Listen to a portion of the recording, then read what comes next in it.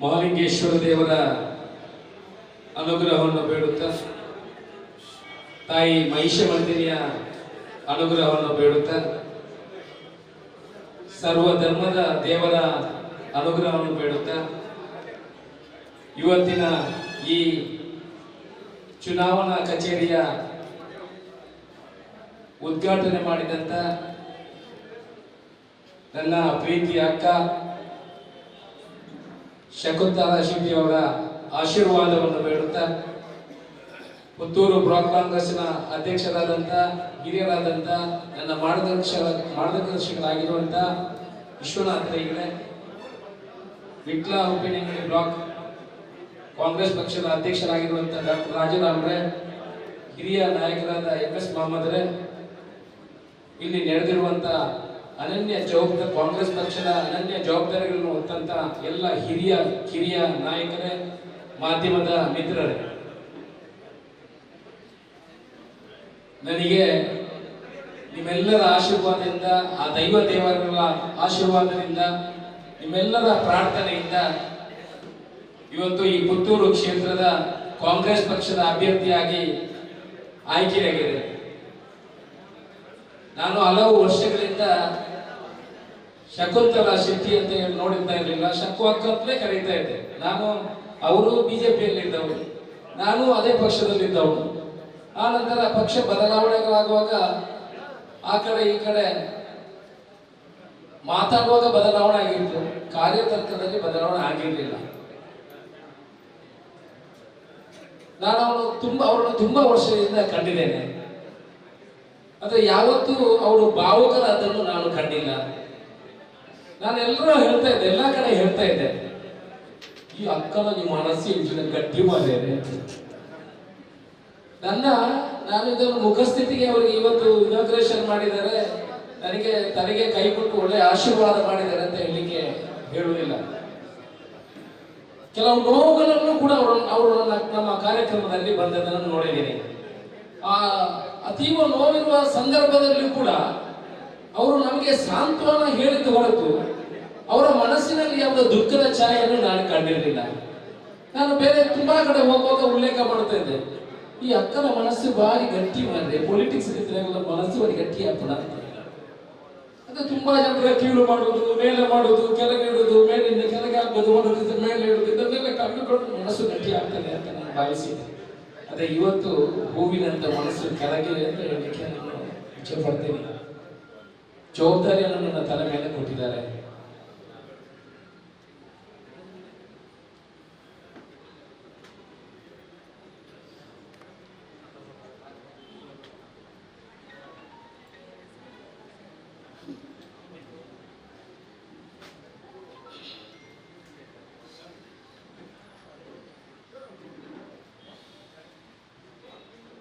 ಮಕ್ಕಳಂತೆ ಕೆಲವು ವಿಷಯಗಳು ಹೇಳ್ತಾರೆ.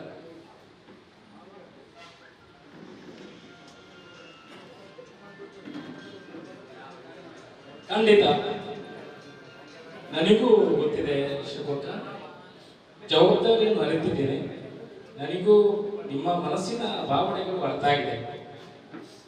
ಯಾವುದೇ ಒಂದು ಈ ಪಕ್ಷದಲ್ಲಿ ಬೆಳೀಬೇಕಿದ್ರೆ ವೈಯಕ್ತಿಕವಾಗಿ ಬೆಳೆಯಲಿಕ್ಕೆ ಸಾಧ್ಯ ಇಲ್ಲ.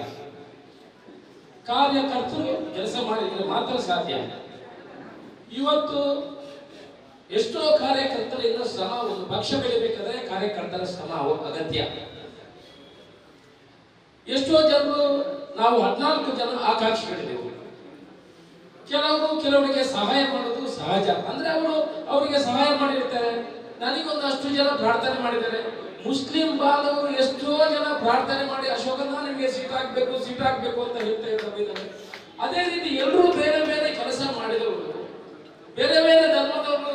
ಬಹುಶಃ ಹರಕೆ ಹೇಳುವುದನ್ನು ನಾನು ಹೊರತ ಹೇಳ್ತೇನೆ, ನೀವು ಹರಕೆ ಬಂದ ನೀವೇ ಹರಕೆ ಮೂಡಬೇಕು, ನಾನು ಬರುವುದಿಲ್ಲ ಅಲ್ಲಿಗೆ ಹರಕೆ ಮೂಡಲಿಕ್ಕೆ, ಅಷ್ಟೊಂದಿದೆ, ಅದನ್ನು ಮೂಡ್ಲಿಕ್ಕೆ ಸಾಧ್ಯ ಇಲ್ಲ. ಅದೇ ಪ್ರತಿಯೊಬ್ಬರಿಗೆ ಹೇಳಿರ್ಬೋದು, ಈ ಅಡೆ ಬೋರ್ಡು ಬಲ್ಪುಳದಾಗ ಅವರ ಭಟ್ರ ಹತ್ರ ಹೋಗ್ಬೇಕು, ಇವ್ರ ಭಟ್ರ ಹತ್ರ ಹೋಗ್ಬೇಕು, ಇಲ್ಲಿ ಬಸ್ ಹೋಗ್ಬೇಕು, ಅಂದ್ರೆ ಅವರು ಪ್ರೀತಿಯಿಂದ ಮಾಡುವಂತ ಕೆಲಸ. ಬಹುಶಃ ಈ 14 ಜನ ಆಕಾಂಕ್ಷಿಗಳು ಈ ರೀತಿ ಇರಬಹುದು ಅಂತ ನನ್ನ ಭಾವನೆ.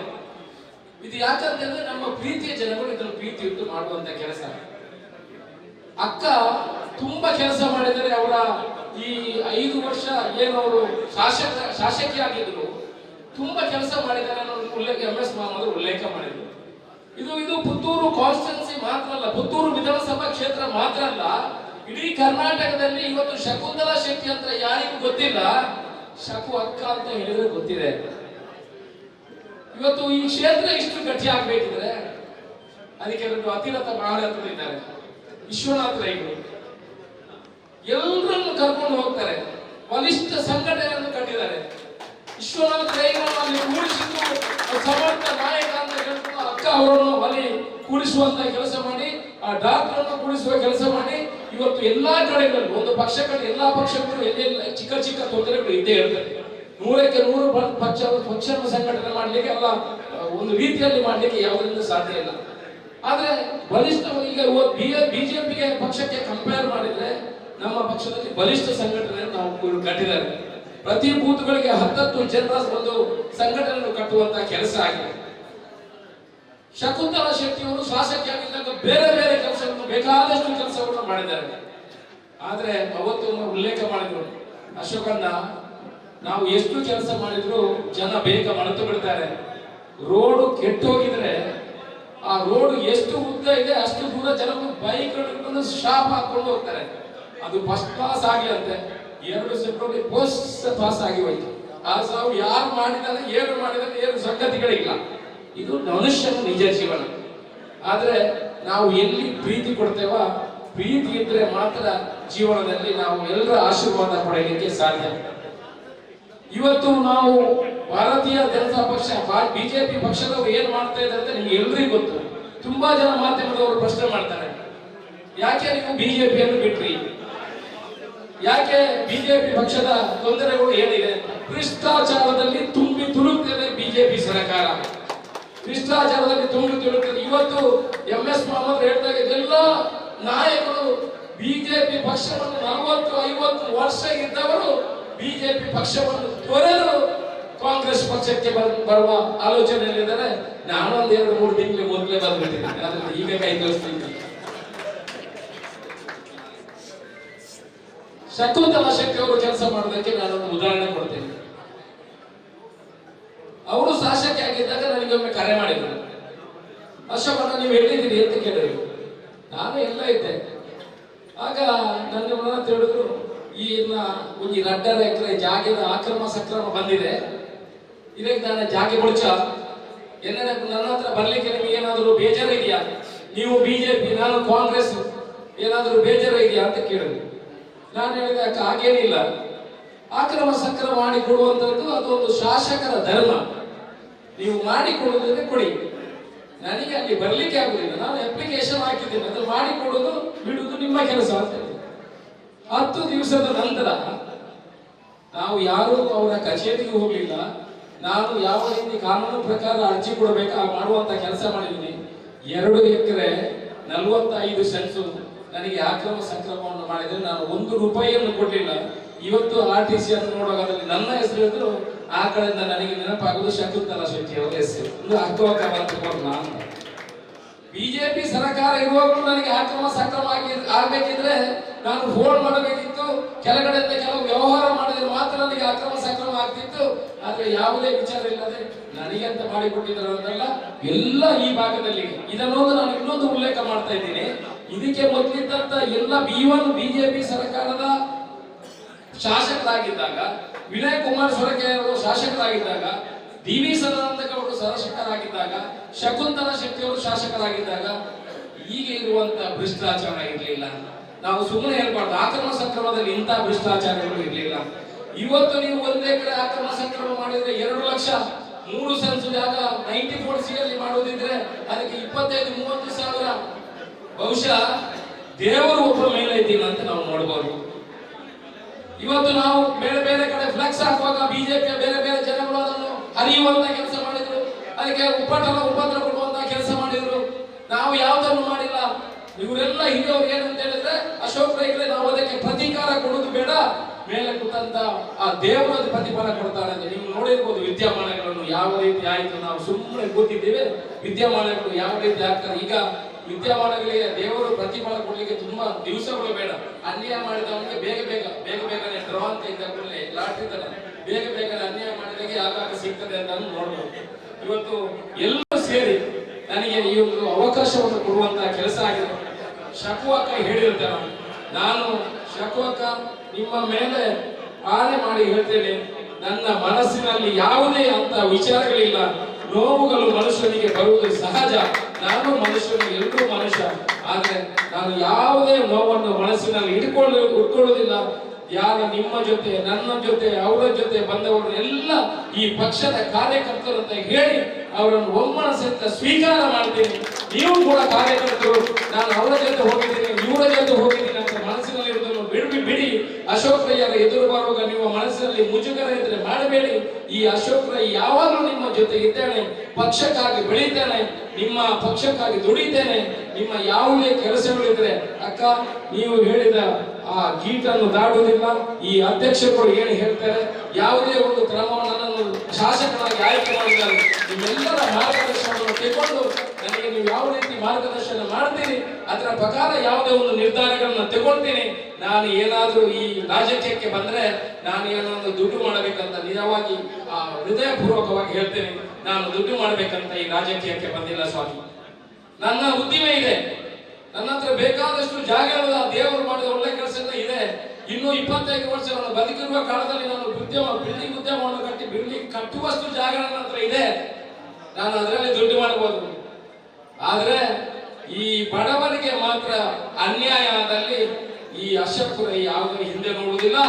ಬಡವರಿಗೆ ಆಕ್ರಮ ಸಕ್ರಮವಾಗಿ 94C ಆಗಲಿ ಅವ್ರಿಗೆ ಯಾವುದೇ ಕಷ್ಟ ಬಂದಾಗ ನಾನು ಮಾತ್ರ ಅದರಲ್ಲಿ ಯಾವುದಾದ್ರೂ ನಾನು ಕಾಂಪ್ರಮೈಸ್ ಇಲ್ಲ. ಅದಕ್ಕೂ ನ್ಯಾಯ ಕೊಡಿಸಬೇಕಾಗಿ ಸರ್ಕಾರದ ಯಾವುದೇ ವಿಚಾರವನ್ನು ಅವರಿಗೆ ತಲುಪಿಸಬೇಕಾಗಿ 94C ಆಕ್ರಮ ಸಕ್ರಮ ಅವರ ಮನೆಗೆ ಹೋಗಿ ಬರೆದು ಕೊಡ್ತೇನೆ. ಒಂದು 60 ವರ್ಷದ ಒಂದು ಅಮ್ಮ ಬಂದು ನನ್ನ ಹತ್ರ ಹೇಳ್ತಾರೆ, ಅಶೋಕ್ ರೈಗಳೇ ನಾನು ಹಸು ಸಾಕ್ತೇನೆ, 5 ಹಸು ಇದೆ ನನ್ನ ಹತ್ರ 1 ಎಕರೆ ಜಾಗ ಇದೆ. ನಾನು ಅಕ್ರಮ ಸಕ್ರಮಕ್ಕೆ ಅರ್ಜಿ ಮಾಡಿ 5 ವರ್ಷದಿಂದ ಶಾಸಕರ ಹತ್ರ ಹೋಗಿ 2 ಹಸುಗಳನ್ನು ಮಾರಿ 40,000 ರೂಪಾಯಿ ಬೇರೆ ಅವರಿಗೆ ಕೊಟ್ಟೆ. ಆದ್ರೆ ತೊಂದರೆ ಇಲ್ಲ, ನನಗೆ ಅಕ್ರಮ ಸಕ್ರಮ ಇವತ್ತಿನೊಳಗೆ ಮಾಡಿಕೊಡ್ಲಿಲ್ಲ. ಆ ಅಕ್ರಮ ಸಕ್ರಮ ಮಾಡ್ಬೇಕಾದ್ರೆ ಅದಕ್ಕೆ 2 ಲಕ್ಷ ರೂಪಾಯಿ ಕೊಡ್ಬೇಕು ಅಂತ ಹೇಳಿದ್ರು. ಸ್ಕೀಮು ಬೇರೆ ಇದೆ ಸ್ವಾಮಿ ಅದರಲ್ಲಿ. ಇದಕ್ಕೆ ಅಕ್ರಮ ಸಕ್ರಮ ಮಲ್ಪಲ್ಲಿ 2 ದುಡ್ಡು ತಂದು ಕೊಡ್ಲಿ, RTC ಆಯ್ಲೆ ಕೂಡ ಬ್ಯಾಂಕ್ ಅಂತ ಕೂಡ 2 ಲಕ್ಷ ರೂಪಾಯಿ ಸಾಲ ಕೊಟ್ಟರೆ ಕೊಡ್ಲಿಕ್ಕೆ ಎಷ್ಟು ಬೇಕು ಎಲ್ಲ ಸ್ಕೀಮು ಕೂಡ ಇದೆ. ಆದ್ರೆ ಅವರಿಗೆ ನೋವಾಗಿರುವುದು ಅಕ್ರಮ ಸಕ್ರಮ ಆಗಿಲ್ಲ ಅಂತಂದ್ರೆ ಅವ್ರಿಗೆ ನೋವಾಗ್ಲಿಲ್ಲ. ಅವರು ಹೇಳಿದ ಅವರ ಕಡತದಲ್ಲಿ ಬರೆದಿದ್ದಾರೆ, ನಿಮ್ಮ ಜಾಗ 50-60 ಸಾವಿರ ತಗೊಂಡು ನಿಮ್ಮ ಜಾಗ ಕಾರ್ಪೊರೇಷನ್ ಲಿಮಿಟಿನಿಂದ 5 ಕಿಲೋಮೀಟರ್ ಒಳಗೆ ಅಂತ ಇವಾಗ ಬರ್ತದೆ. ಎಲ್ಲ ಘಟ್ಟದಿಂದ ಬಂದ ಹಾಸನ ಅಲ್ಲೇ ಇಲ್ಲ ಬಂದ ಈ VA ಈ ತಹಸೀಲ್ದಾರ್ ಬರ್ದಾಕಿ ಹೋದ. ಯಾರ್ದು ಜಾಗ ಸ್ವಾಮಿ? ಅಶೋಕ್ ರೈ ಹೇಳ್ತಾನೆ, ನೀವೆಲ್ಲಾದ್ರೂ ಆಶೀರ್ವಾದ ಮಾಡಿದ್ರೆ, ನಿಮ್ಮೆಲ್ಲ ಸಹಕಾರ ಸಿಕ್ಕಿದ್ರೆ, ಯಾವ ಪಕ್ಷದ ಕಾರ್ಯಕರ್ತರಿಗೆ ಆಗ್ಲಿ, ಯಾವ ಪಕ್ಷದ ಮತದಾರರಿಗಾಗ್ಲಿ, ನೀವೇನಾದ್ರೂ ಬಿಜೆಪಿಯಿಂದ ಅಶೋಕ್ ರೈಗೆ ವೋಟ್ ಮಾಡಿದ್ರೆ, ಬಿಜೆಪಿ ಪಕ್ಷದವರು ಇದ್ರು ನನಗೆ ಹೇಳ್ತೀನಿ, ನೀವೇನಾದ್ರೂ ಅಶೋಕ್ ರೈಗೆ ವೋಟ್ ಮಾಡಿದ್ರೆ ನಿಮ್ಗೇನಾದ್ರೂ ತೊಂದರೆ ಆಗ್ಬೋದಾ? ನಾನು ಬೇರೆ ಪಕ್ಷದವನಿದ್ದೇನೆ, ನಾನು ಬಿಜೆಪಿ ಪಕ್ಷದವನಿದ್ದೇನೆ, ನಾನು ಬೇರೆ ಪಕ್ಷದಲ್ಲಿ ಗುರುತಿಸಿ ನಾನು ಅಶೋಕ್ ರೈಗೆ ವೋಟ್ ಮಾಡಿದ್ರೆ ತೊಂದರೆ ಆಗಿದ್ದ, ನನ್ನ ಕೆಲಸ ಆಗ್ಲಿಕ್ಕೆ ಇಲ್ವಾ ಅಂತ ನಿಮ್ಮ ಮನಸ್ಸಿನಲ್ಲಿ ಬೇಜಾರಾಗಿದ್ರೆ ಖಂಡಿತ ಬಿಡಿ. ಎಲ್ಲಾ ಪಕ್ಷದವರು ಬಡವ ಬಲ್ಲಿದ ಯಾರಿದ್ದಾನೆ ಅವರಿಗೆ ಧರ್ಮ, ಅವರಿಗೆ ಕಾನೂನು ಪ್ರಕಾರ ಏನು ಸಿಗ್ಬೇಕಾ ಅದನ್ನು ಮನೆಗೆ ಹೋಗಿ ಕೊಡುವಂತಹ ಕೆಲಸ ನಿಮ್ಮೆಲ್ಲರ ಸಹಕಾರದಿಂದ ಮಾಡುವಂತಹ ಕೆಲಸವನ್ನು ನಾನು ಮಾಡ್ತೇನೆ. ನಿಮ್ಮೆಲ್ಲರ ಆಶೀರ್ವಾದ ಇರಲಿ. ಖಂಡಿತ ಈ ಪುತ್ತೂರಿಗೆ ಏನಾಗ್ಬೇಕಾ, ಹಿಂದೆ ಶಕು ಅಕ್ಕ ಮತ್ತೆ ನೀವೆಲ್ಲರೂ ಯಾವ ರೀತಿ ಇಲ್ಲಿ ಮೆಡಿಕಲ್ ಹಾಸ್ಪಿಟಲ್ ಆಗಬೇಕು, ಇನ್ಫ್ರಾಸ್ಟ್ರಕ್ಚರ್ ಆಗ್ಬೇಕಿದ್ರೆ ಡ್ರೈನೇಜ್ ಫೆಸಿಲಿಟಿ ಬರಬೇಕು. ಕೊಯ್ಲದಲ್ಲಿರುವ ಫಾರ್ಮ್ 242 ಸಿಬ್ಬಂದಿಗಳ ಕೊರತೆಯಿಂದ 4 ವರ್ಷದಿಂದ ಕೊಳಿತಾ ಇದೆ. ಇದನ್ನೆಲ್ಲ ಮಾಡುವಂತಹ ಜವಾಬ್ದಾರಿ ನಮ್ಮ ಮೇಲೆ ಇದೆ. ನಿಜವಾಗಿ ಪ್ರಾಮಾಣಿಕತನದಿಂದ ನೀವೆಲ್ಲ ಆಶೀರ್ವಾದ ಮಾಡಿ, ಎಲ್ಲ ಬೇರೆ ಪಕ್ಷದವರು ಕೂಡ ನೀವೇನು ತಲೆಬಿಸಿ ಮಾಡಬೇಡಿ. ಅಶೋಕ್ ರೈಗೆ ಕಾಂಗ್ರೆಸ್ ಪಕ್ಷಕ್ಕೆ ಆಶೀರ್ವಾದ ಮಾಡಿ ಅಶೋಕ್ ರೈಯನ್ನು ಗೆಲ್ಲಿಸಿ ಮುಂದಿನ ನಿಮ್ಮ ಕೆಲಸಗಳು ಏನಿದೆ ಭ್ರಷ್ಟಾಚಾರ ರಹಿತ ಅದನ್ನು ಮಾಡುವಂತಹ ಕೆಲಸ ಮಾಡ್ತಾರೆ. ನೀವು ಕೇಳಬಹುದು, ಭ್ರಷ್ಟಾಚಾರ ರಹಿತ ಮಾಡ್ಲಿಕ್ಕೆ ಈ ವಿಶ್ವದಲ್ಲಿ ಯಾರಿಗೂ ಸಾಧ್ಯ ಇಲ್ಲ, ಅಶೋಕ್ ರೈ ಮಾಡ್ತಾರ ಅಂತ? ಸಾಧ್ಯ ಇಲ್ಲ. 100% ಭ್ರಷ್ಟಾಚಾರ ಮಾಡಿದ್ದಾರ ಈ ವಿಶ್ವದಲ್ಲಿ ಯಾರಿಗೂ ಸಾಧ್ಯ ಇಲ್ಲ. ಆದ್ರೆ ನಾವು ಭ್ರಷ್ಟಾಚಾರಿಗಳ ಆಗದಿದ್ರೆ ಇನ್ನೊಬ್ಬರ ಭ್ರಷ್ಟಾಚಾರ ಮಾಡೋದನ್ನು ಕಡಿಮೆ ಮಾಡಬಹುದು. ಆ ರೀತಿಯಲ್ಲಿ ಕೆಲಸ ಮಾಡುವ ನಿಮ್ಮ ಮನೆಯ ಮಗನಂತೆ, ನಿಮ್ಮ ತಮ್ಮನಂತೆ, ನಿಮ್ಮ ಅಣ್ಣನಂತೆ, ನಿಮ್ಮ ಮನೆಯ ಒಬ್ಬ ಹುಡುಗನಂತೆ, ಅಕ್ಕ, ನೀವೆಲ್ಲ ಸೇರಿ ವಿಶ್ವನಾಥ ರೈಗಳೇ, ಡಾಕ್ಟ್ರೇ, MS ಚಂದ್ರಸೇನ, ಈಶ್ವರರಾಮರೇ, ಮುರಳೀಧರ ರೈಗಳೇ, MS ಎಲ್ಲ ನೀವು ನಮ್ಮ ಬಡಗಂಡ್ರೆ ಎಲ್ಲ ಒಬ್ಬೊಬ್ಬರು ಹೆಸರುಗಳಿಲ್ಲ, ನೀವೆಲ್ಲ ಸೇರಿ ನನ್ನಿಂದ ಏನು ಮಾಡ್ಲಿಕ್ಕೆ ಸಾಧ್ಯ ಇಲ್ಲ. ನಾನು ಭಾಷಣ ಕೊಡ್ಬೋದು, ಅಧಿಕಾರ ಕೊಟ್ಟರೆ ಕೆಲಸ ಮಾಡ್ಬೋದು, ಪ್ರಾಮಾಣಿಕತನದಿಂದ ಕೆಲಸ ಮಾಡ್ಬೋದು. ನನಗೆ ಆಶೀರ್ವಾದ ಮಾಡಿ ಇವತ್ತಿನಿಂದ ಎಲ್ಲಾ ಕಾರ್ಯಕರ್ತರು ಹೋಗಿ ಬೂತ್ ಮಟ್ಟದಲ್ಲಿ ಕೆಲಸ ಮಾಡಿ ಪ್ರತಿ ಮನೆಗೆ ಕೆಲಸ ಮಾಡುವಂತ ಕೆಲಸವನ್ನು ಮಾಡುವ. ನನಗಾಗಿ, ಕಾಂಗ್ರೆಸ್ ಪಕ್ಷಕ್ಕಾಗಿ, ನಿಮ್ಮೆಲ್ಲರ ಗೆಲುವಿಗಾಗಿ ನಿಮ್ಮ 15 ದಿವಸವನ್ನು ಕೊಡಿ. ನಿಮ್ಮ 15 ದಿವಸವನ್ನು ಕೊಡಿ. ಸಾಮಾನ್ಯ ಮಾತಾಡಿಕೊಂಡು ಸಮಯವನ್ನು ಕಳೆಯುವುದನ್ನು ಬೇಡುವ, ಪ್ರಾಮಾಣಿಕತನವನ್ನು ಕೊಡುವ, ಒಳ್ಳೆ ಮನಸ್ಸಿನಿಂದ ಕಾಂಗ್ರೆಸ್ ಪಕ್ಷಕ್ಕಾಗಿ, ಅಶೋಕ್ ರೈಗಾಗಿ, ನಮ್ಮ ಗೆಲುವಿಗಾಗಿ, ಮುಂದಿನ ಬರುವ ಪಂಚಾಯತ್ ಎಲೆಕ್ಷನ್ ಆಗಲಿ, ಬೇರೆ ಬೇರೆ ಕಡೆ ನಿಮ್ಮಂತ ಗೌರವವನ್ನು ಖಂಡಿತ ಕಡಿಮೆ ಮಾಡಲಿಕ್ಕೆ ಬಿಡುವುದಿಲ್ಲ.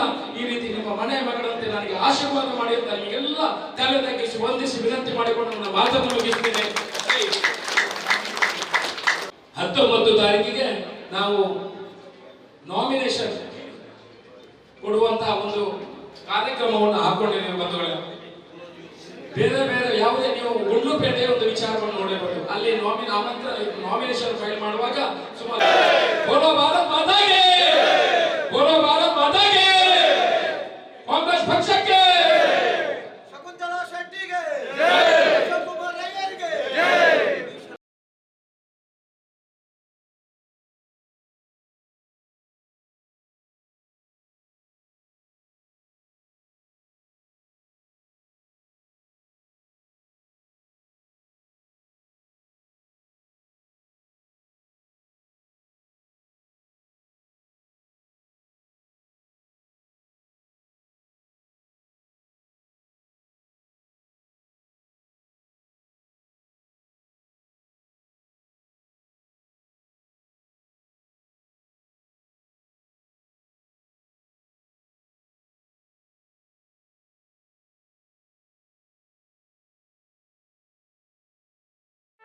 ಸುದ್ದಿ ಚಾನಲ್, ಕ್ಷಣ ಕ್ಷಣದ ಸುದ್ದಿಗಾಗಿ.